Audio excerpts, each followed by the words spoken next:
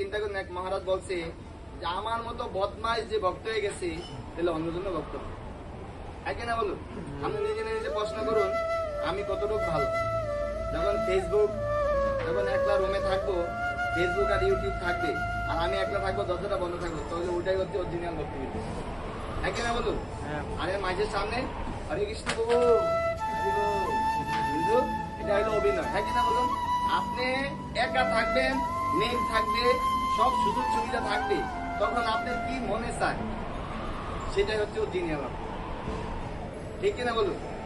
তখন যদি জব করতে মন চায়, গ্রন্থ পড়তে মন চায়, গুরুদেবের লেকচার শুনতে মন চায়, ভক্তের সাথে কথা বলতে মন চায়, তাহলে আপনি শুদ্ধ ভক্তি করছেন, প্রেম আছে। আর যদি উল্টাপাল্টা করানোর সময়, তাহলে আপনি ওই কোম্পানির।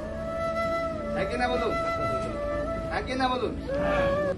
ওই সময় যেটা মন চায় ওটাই হচ্ছে আপনি। আপনার ওটাই হচ্ছে ব্যালেন্স, ওটাই হচ্ছে আপনার অ্যাকাউন্ট। আর অ্যাকাউন্ট নাম্বার সবাইকে দিতে চায় কেউ? অ্যাকাউন্ট নাম্বার সবাইকে দিতে চাইবে? অ্যাকাউন্ট নাম্বার কি থাকবে? মানে গোপন থাকবে।